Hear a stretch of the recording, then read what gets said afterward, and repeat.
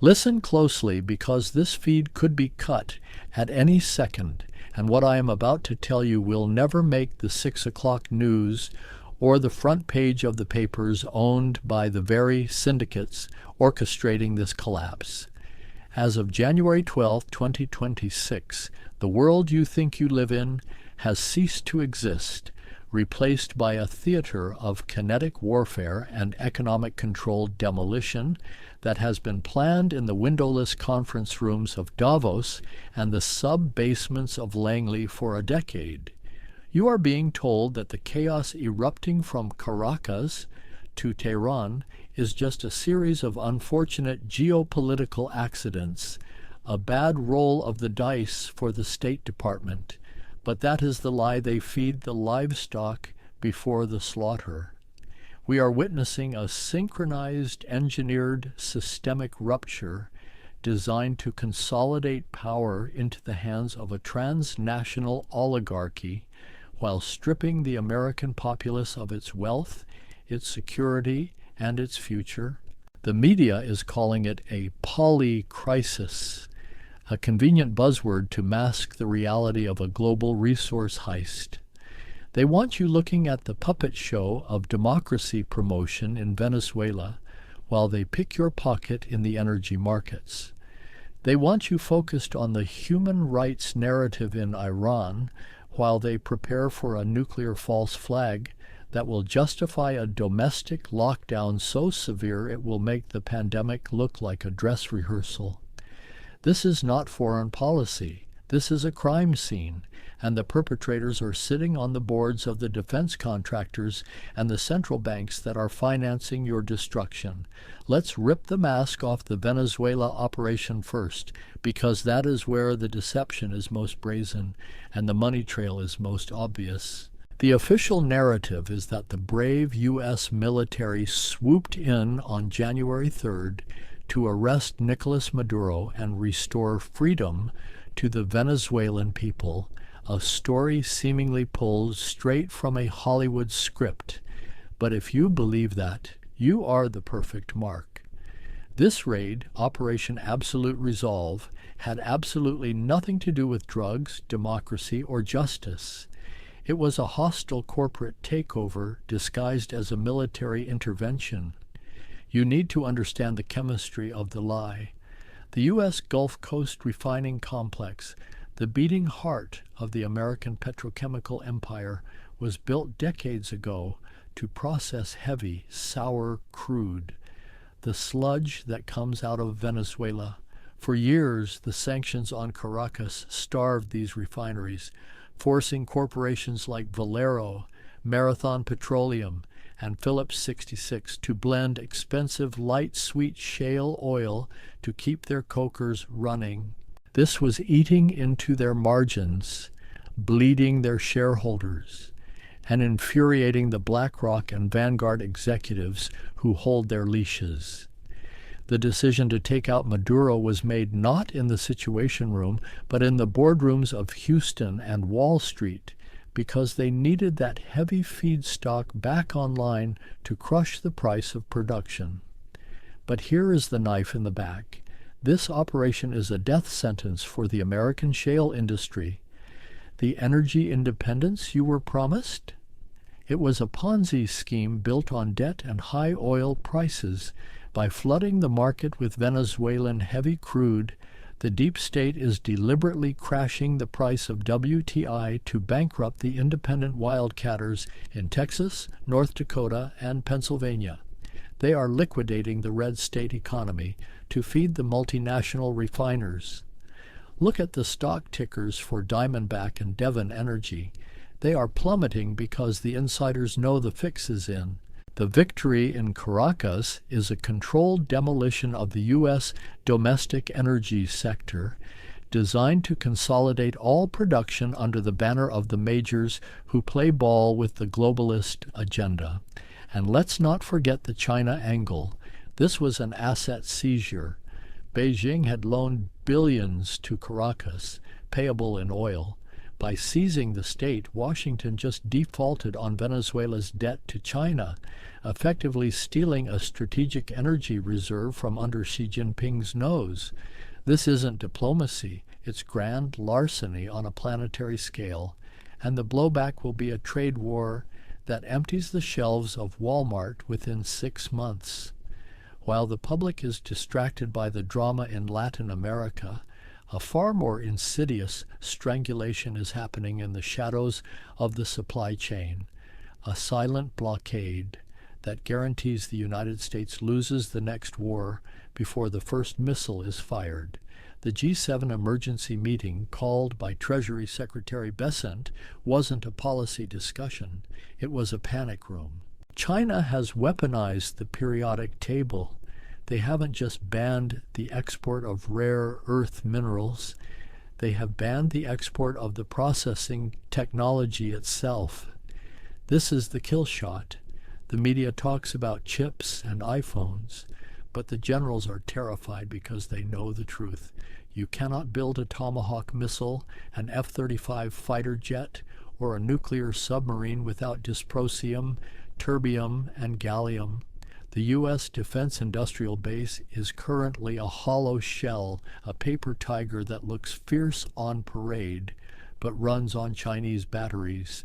The Raytheons and Lockheed Martins of the world have been quietly lobbying Congress for years to ignore this vulnerability, because fixing it would hurt their quarterly profits. Now, the bill has come due. The green transition was the Trojan horse. They forced the U.S. economy to become dependent on wind turbines and EV batteries that require the very minerals China now controls. It's a masterful Sun Tzu maneuver. Get your enemy to dismantle his own energy security in the name of climate change, then cut off the supply of materials needed to build the new infrastructure. The resulting inflation won't be a temporary spike. It will be a permanent reduction in your standard of living. The inflationary supercycle they warn about is code for the methodical impoverishment of the Western middle class. The prices of everything from cars to medical devices are about to skyrocket, not because of demand, but because the raw materials are being held hostage by a rival superpower that our own elites sold us out to for cheap labor 20 years ago. LG Energy solution failing is just the canary in the coal mine. The entire green economy is collapsing, and the bailout money they will demand from you, the taxpayer, will be funneled directly into the pockets of the very executives who outsourced the supply chain in the first place. Then we look east to the Persian nightmare, where the script for World War III is being rehearsed. The protests in Iran are not organic. They are being accelerated by intelligence agencies that need a new forever war to replace the Ukraine grift. The collapse of the Ayatollah's regime sounds like good news until you realize what comes next: nuclear anarchy. The IRGC is not a monolith. It is a collection of warlords and mafia dons with keys to the centrifuges. U.S. intelligence is frantically reassessing because they know that when the regime falls, the nuclear cores at Fordo and Natanz go onto the black market. We are talking about loose nukes in the hands of desperate factions who believe in apocalyptic theology. This scenario is the ultimate break glass in case of emergency for the shadow government. Think about the utility of a nuclear terror threat for the domestic control grid. If a dirty bomb, or the rumor of one, threatens a western city, the Patriot Act will look like the Magna Carta compared to the surveillance state they will implement. Operation Midnight Hammer, the plan to strike Iran's nuclear sites, is already on the desk. They are preparing for a kinetic solution that will set the entire Middle East on fire, sending oil to $150 a barrel. Who benefits? the defense contractors who need to replenish the stockpiles emptied in Ukraine, and the security state apparatus that needs a terrifying enemy to justify its budget and its unconstitutional spying powers. The chaos in Iran is a feature, not a bug. They want the region destabilized to disrupt the Belt and Road Initiative, even if it means risking a nuclear exchange. The bloodshed in the streets of Tehran is being televised to manufacture consent for an intervention that will drain the U.S. Treasury of its last remaining solvent dollars. And finally, look at the map of the world's oceans, where the era of Western dominance is dying a quiet death. The Will for Peace 2026 naval exercises off South Africa are the tombstone of the U.S. Navy's hegemony. The Red Sea is gone. The Suez Canal is effectively closed to Western shipping because the Houthi proxies have won. The world's trade has been forced to the Cape of Good Hope, and guess who is waiting there? The Chinese, Russian, and Iranian navies. They are establishing a chokehold on the only viable shipping lane left between Europe and Asia. The distance tax isn't just about shipping containers taking longer to arrive, it's a siege tactic. By controlling the Cape, the BRICS alliance can strangle the Western economies at will. Every time a ship has to sail around Africa, the cost of goods rises, fueling the inflation that the central banks claim they are fighting. It's a coordinated pincer movement. Cut off the cheap energy, Venezuela, Russia, cut off the raw materials, China, and then strangle the logistics routes, South Africa, Iran. The global South has defected. They are no longer taking orders from Washington. The Will for Peace drills are a declaration that the Atlantic Alliance is isolated. The U.S. Navy, stretched thin and suffering from a recruitment crisis caused by its own woke policies, cannot be everywhere at once. The strategic planners know this. They are watching the noose tighten and doing nothing because they are shorting the market on the way down. The smartest money in the room isn't betting on U.S. recovery. They are betting on U.S. collapse. They are buying gold, land in New Zealand, and bunkers. The advice to hedge against volatility is code for get your money out of the system before we freeze the accounts. The correlation breakdown between asset classes is the sound of the financial system fracturing. They tell you to buy strategic commodities because they know the fiat currency is about to become confetti. This report is not a forecast. It is an autopsy of the American empire. The fracture is already here.